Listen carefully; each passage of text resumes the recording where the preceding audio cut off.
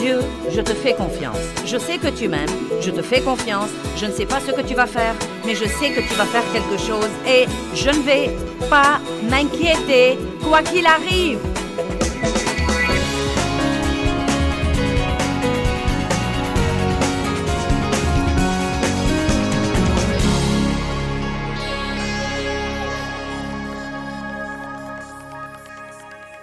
Père, nous te rendons grâce pour la parole aujourd'hui et je prie que les vies des gens changent.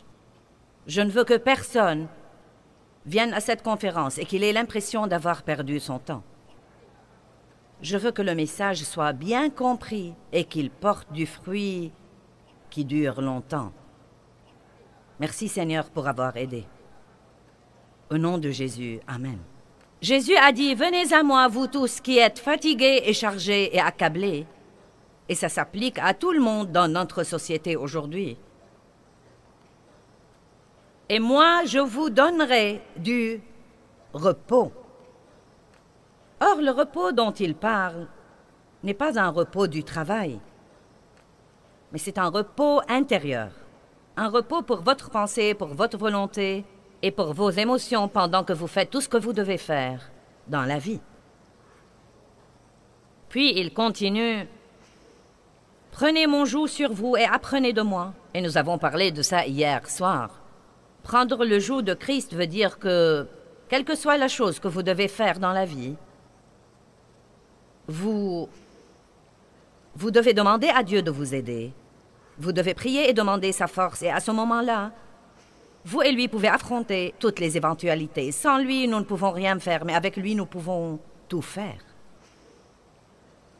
Cela veut dire aussi que bien que des choses désagréables puissent survenir dans notre vie, des personnes désagréables, des défis, des choses que nous aurions certainement voulu ne pas avoir à affronter, nous croyons que Dieu ne nous tente pas par le mal ou par des choses mauvaises, mais qu'il utilise ces choses pour notre maturité spirituelle. Nous avons dit que Dieu mettra parfois dans une relation, disons dans un mariage, il mettra une personne ordonnée avec une personne désordonnée. Il mettra une personne très rapide avec une personne lente. Il mettra une personne qui parle beaucoup avec une personne qui parle peu et qui aurait voulu que l'autre ne parle pas beaucoup non plus. Et vous savez, Dieu ne nous fait pas de mauvaise farce quand il nous met avec ces personnes qui nous exaspèrent et nous mettent en colère. Il nous donne plutôt une occasion d'acquérir la nature de Christ. Vous ne pouvez rien acquérir sans avoir quelque chose qui vous pousse à l'exercer. Je pouvais développer mes muscles, mais je ne les ai pas développés avant de commencer à m'exercer. Nous avons la capacité de marcher dans le fruit de l'esprit.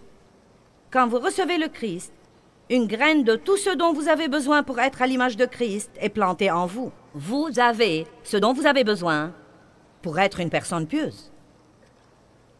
Mais ces choses ne se développeront jamais en vous si vous n'avez pas une raison qui vous pousse à les exercer et les exercer et les exercer et les exercer. J'ai une graine de patience en moi.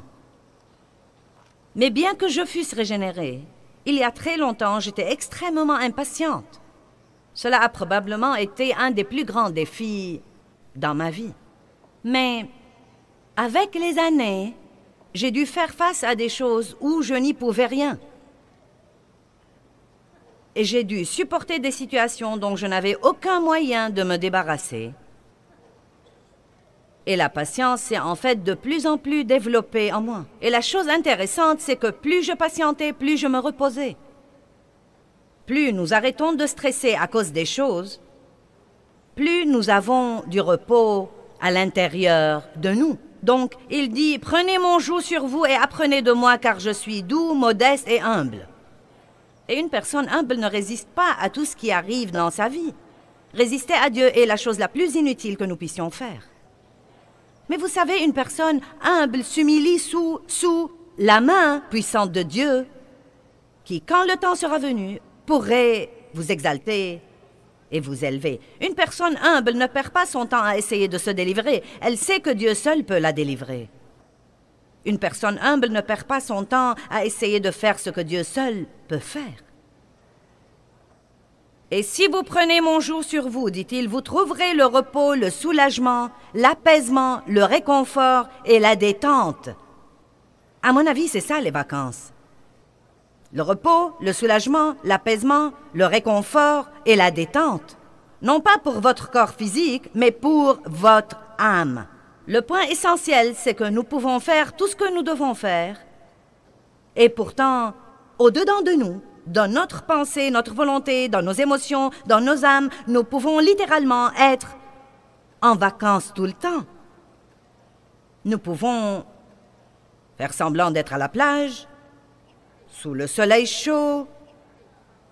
Nous nous amusons, nous nous éventons, nous sirotons un jus de coco ou vous savez, n'importe quoi d'autre.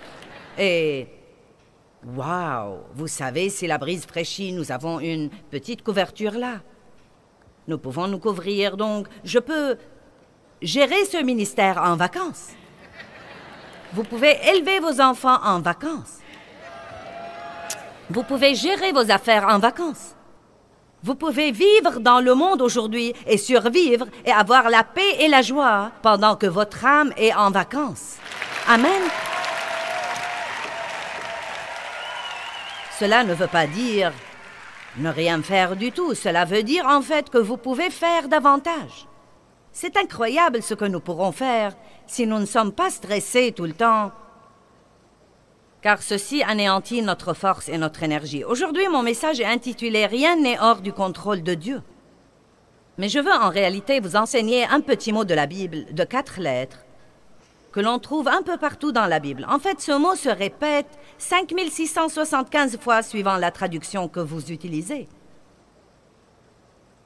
Et ce mot est un peu partout dans la Bible et il change complètement le contexte des versets. Et pourtant, je me risque à dire que la plupart d'entre nous n'y prêtent guère attention. Et ce petit mot dont nous allons parler aujourd'hui est « tout ».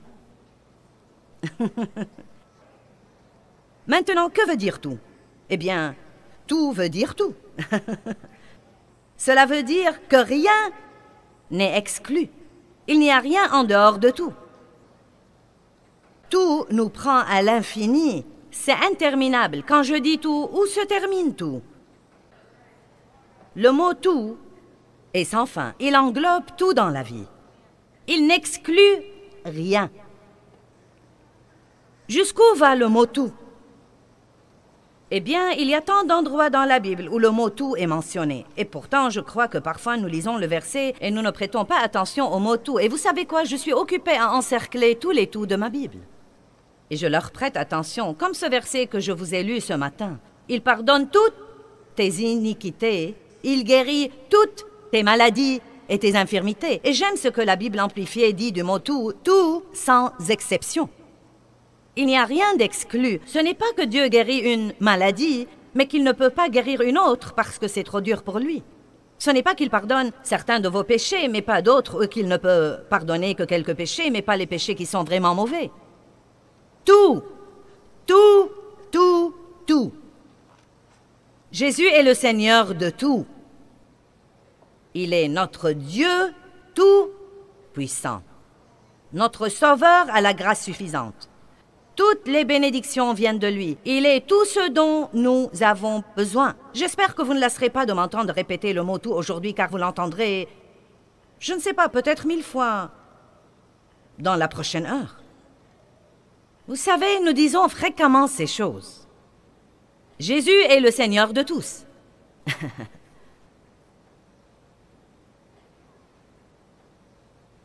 Il a tout pouvoir. Il pardonne tous mes péchés. Mais je me risque à dire que nous ne croyons vraiment pas ça. D'une manière ou d'une autre, nous ne comprenons pas que ça inclut tout. Le mot « tout » ne laisse rien hors du contrôle de Dieu. Par exemple, Jean 21, 17 dit « Seigneur, tu sais toutes choses. » Oh. Cela veut dire qu'il sait la mauvaise attitude que vous avez adoptée ce matin avant de venir ici. Cela veut dire qu'il sait comment vous avez agi hier soir en essayant de sortir du parking.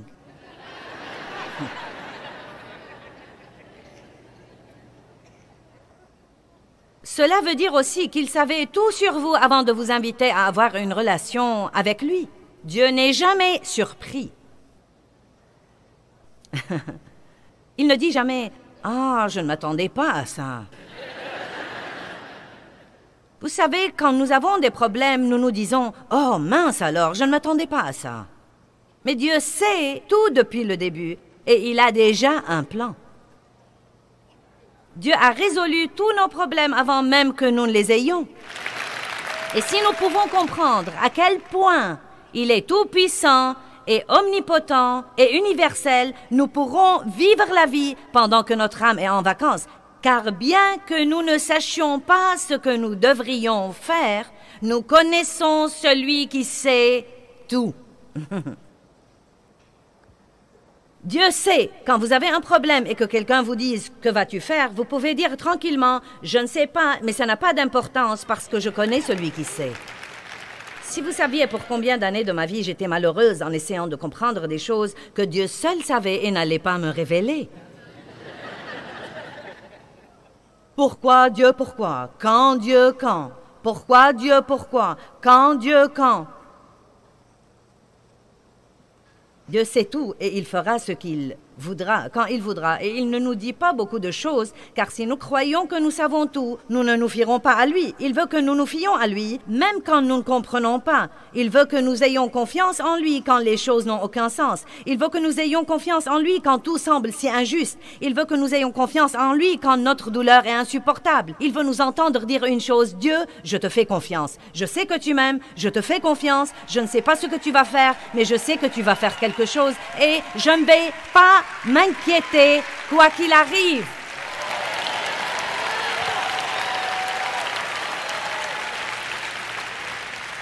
Je crois que je m'exposerai au soleil aujourd'hui et je parle ici du Fils de Dieu. Je vais rester dans la présence de Dieu et laisser le soleil de la justice se lever sur moi. Je veux exaspérer le diable et rester heureuse pendant qu'il fait de son mieux. Amen. Laissez-moi vous poser une question. Votre façon de vous y prendre avec vos problèmes les résout?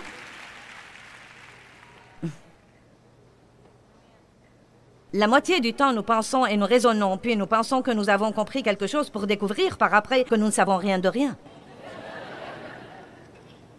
Le souci ressemble à s'asseoir dans un fauteuil à bascule toute la journée. Cela vous occupe toute la journée. Oh Dieu, que puis-je faire? Je ne sais que faire, Dieu. Que veux-tu que je fasse? Oh Dieu, que veux-tu que je fasse? Et ce qu'il y a, c'est qu'en fin de compte, vous restez sur place. Vous vous êtes occupé.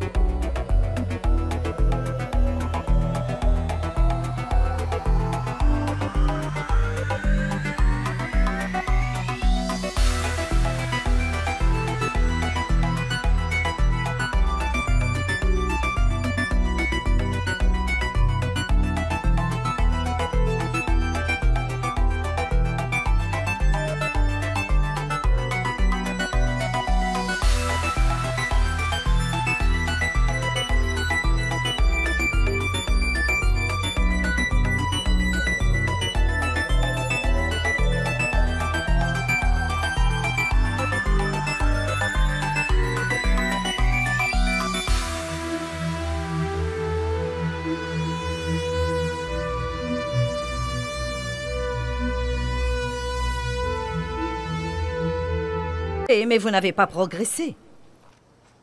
La seule chose qui pourrait nous empêcher de nous inquiéter, c'est de nous inquiéter assez longtemps jusqu'à ce que nous ayons finalement la révélation. Ça ne sert à rien.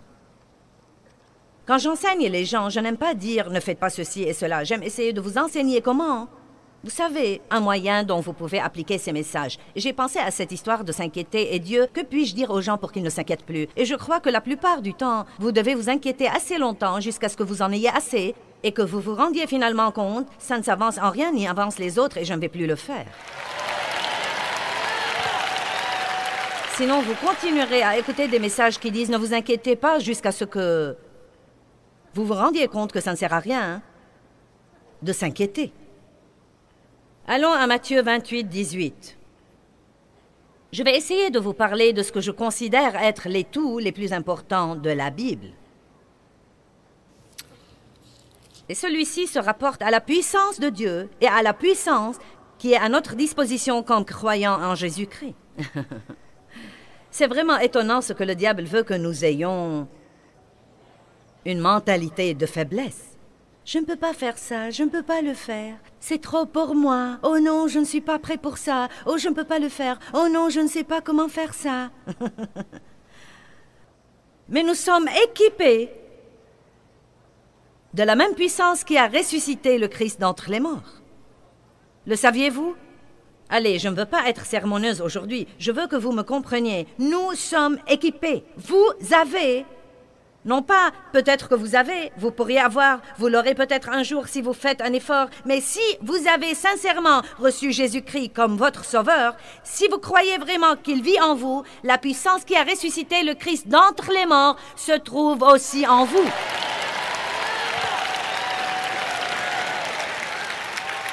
Oubliez donc les « je ne peux pas » et les « mais », eh bien, vous savez, mais je sais, mais, eh bien, vous savez, je sais, mais, eh bien, je ne peux pas, je ne peux pas, je ne peux pas. J'ai entendu une fille dire cette semaine, les miracles viennent avec les « je peux ». Je puis toutes choses par le Christ qui me fortifie. Matthieu 28. Et Jésus, s'approchant, leur parla, disant « Tout pouvoir, toute autorité, dans le ciel et sur la terre, m'ont été donnés. Allez donc et faites des disciples de toutes les nations, les baptisant au nom du Père et du Fils et du Saint-Esprit, leur enseignant à garder toutes les choses que je vous ai commandées. Et voici, je suis avec vous tous les jours, jusqu'à la fin du monde. » Dieu, je ne sens vraiment pas ta présence.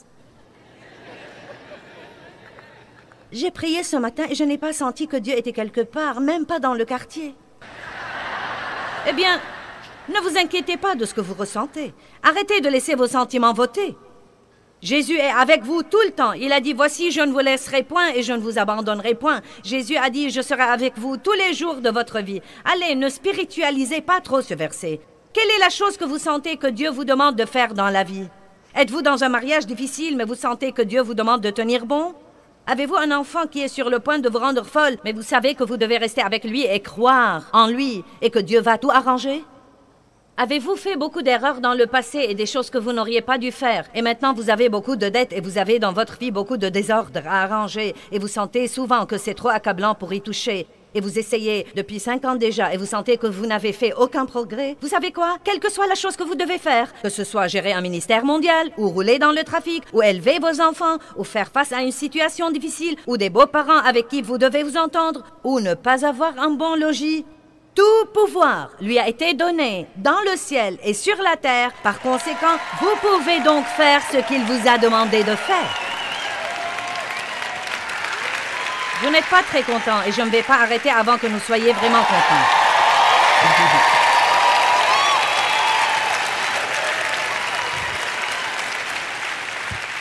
Les gens me demandent tout le temps, qu'est-ce que ça te fait d'avoir à faire tous ces voyages et à t'éloigner tout ce temps de la maison? Je ne me pose jamais la question. Arrêtez de vous demander ce que vous ressentez, car sinon vous aurez toujours de mauvaises réponses. Ne vous demandez pas ce que vous pensez. Faites simplement ce que vous savez dans votre esprit que Dieu veut que vous fassiez. Si Dieu vous a dit de rester dans une situation difficile et ne pas abandonner parce qu'il veut vous utiliser, ne restez pas là à ne rien faire et à vous demander ce que vous ressentez et à parler à tout le monde de ce que vous ressentez et à parler à tout le monde de ce que vous ressentez et à parler à tout le monde de ce que vous ressentez et à parler à tout le monde de ce que vous ressentez et à parler à tout le monde de ce que vous ressentez. Quand les gens vous demandent « Qu'est-ce que ça te fait ?» dites « Je ne sais pas, je ne me demande jamais. Je fais simplement ce que je crois que Dieu m'a mis dans le cœur. Je fais simplement ce qu'il me dit de faire.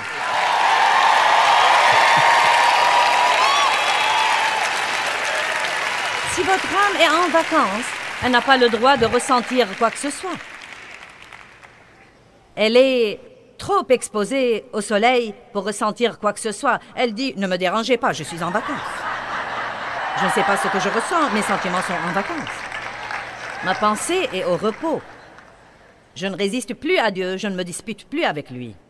C'est le joug que je dois prendre. Tout pouvoir lui a été donné et il est en moi. Et je peux faire tout ce que je dois faire par Christ qui me fortifie. Que tout le monde dise tout. Bien, allez à Éphésiens 1, 19. Chaque fois que vous êtes tenté de dire « Eh bien, je ne crois pas que je peux faire ça », rappelez-vous tout le pouvoir dans le ciel et sur la terre, toute la puissance, la même puissance qui a ressuscité Christ d'entre les morts, et si elle demeure en moi, elle ressuscitera mon corps mortel qui a 65 ans. Allez, vous n'avez pas d'excuse pour ne rien faire. J'aurais voulu faire quelque chose pour Dieu, mais j'ai des enfants à élever. Ce qu'il y a, c'est que vous devez faire quelque chose. Vous devez faire quelque chose qui porte vraiment du bon fruit dans la vie de quelqu'un d'autre. Vous devez toujours aider les autres. Verset 19. Paul a prié pour l'Église, j'aime ça. Il dit, pour que vous sachiez et compreniez, nous avons beaucoup de dons, mais nous ne savons pas que nous les avons. Si vous ne savez pas que vous les avez, vous ne pouvez pas les utiliser. Pour que vous sachiez et compreniez quelle est la grandeur infinie, illimitée, exceptionnelle de sa puissance en nous et pour nous qui croyons. Maintenant, si vous ne croyez pas que cette puissance est à votre disposition, elle ne sera pas libérée en vous. Je vais répéter, si vous ne croyez pas que cette puissance est à votre disposition, elle ne sera pas libérée en vous. Tout ce que Dieu veut nous donner est libéré dans notre vie. Il a déjà été acheté et payé par le sang de Christ, mais il est libéré dans notre vie par la foi. Nous devons vraiment croire ce que dit la parole de Dieu. Et là encore, vous devez croire ce que dit Dieu plus que ce que disent vos sentiments, ce que dit votre pensée, ce que dit votre expérience et ce que disent vos amis. Verset 20. Qu'il a déployé en Christ, en le ressuscitant des morts et en le faisant asseoir à sa droite dans les lieux célestes, au-dessus de toute domination, de toute autorité, de toute puissance, de toute dignité et de tout nom qui se peut nommer, au-dessus de tout titre qui peut être conféré non seulement dans le siècle présent et le monde présent, mais encore dans le siècle et le monde à venir. Il a mis toutes choses sous ses pieds. Vous dites, eh bien, oui, mais c'est le Christ, c'est sous ses pieds. Eh bien, nous sommes son corps. Il est la tête et nous sommes son corps. Donc, si toutes choses sont sous ses pieds, elles sont sous nos pieds.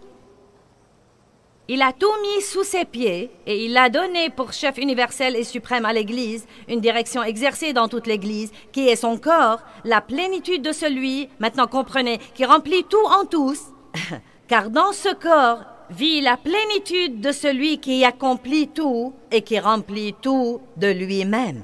Je ne sais pas ce que vous en pensez, mais je sais dans mon fort intérieur que Dieu est ici aujourd'hui.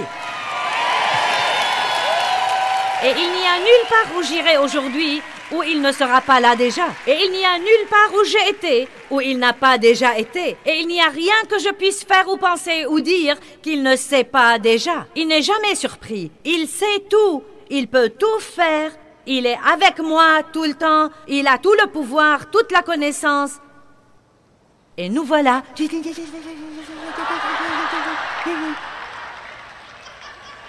Allez, débarrassez-vous des foutaises. Ouh! Il est temps d'adopter une nouvelle attitude et de savoir qui nous sommes en Christ. Il sait toutes choses, il voit toutes choses, il entend toutes choses. Il a tout le pouvoir. Bon, c'est le premier tout dont nous voulons parler. Il a tout le pouvoir et il vit en moi, donc je peux faire tout ce que je dois faire. Dites, je peux faire tout ce que je dois faire. Donc, je ne veux pas que vous vous réveilliez le matin et que vous restiez 30 minutes au lit avant de vous lever en pensant « Oh, j'ai peur de me lever. Je ne sais vraiment pas si je peux faire face à un autre jour. » Mon Dieu, je ne peux plus supporter. Si tu ne fais pas quelque chose aujourd'hui, je crois que je vais... Oh mon Dieu, j'en ai vraiment assez. Allez, je sais ce que vous dites. En fait, je dis les mêmes choses parfois. Je les disais pendant des années et des années et des années et des années, jusqu'à ce que j'ai appris le truc que j'essaye de vous prêcher aujourd'hui. Peut-être que j'ai l'air d'une majorette pour le Saint-Esprit aujourd'hui, mais ça va si je peux bien faire marcher l'équipe.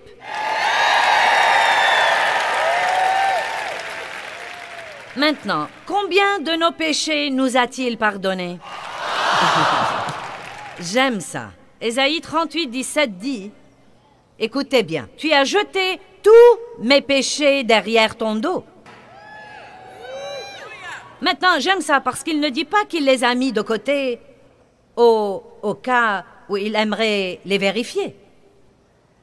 Il n'a pas pris mes péchés pour les mettre dans cette boîte au cas où il aurait besoin de quelque chose pour me donner un coup sur la tête plus tard. Pourquoi est-ce que la Bible dit qu'il les a jetés? Il les a jetés. Il les a jetés derrière son dos. Parce que Dieu ne s'arrête jamais et ne revient pas en arrière pour regarder quelque chose du passé, oubliant ce qui est en arrière et se portant vers ce qui est en avant. Il n'a pas couvert nos péchés, il les a ôtés. Et à quel point les a-t-il éloignés? Autant l'Orient est éloigné de l'Occident. Et quoi? Il ne s'en souvient plus. Il ne s'en souvient plus.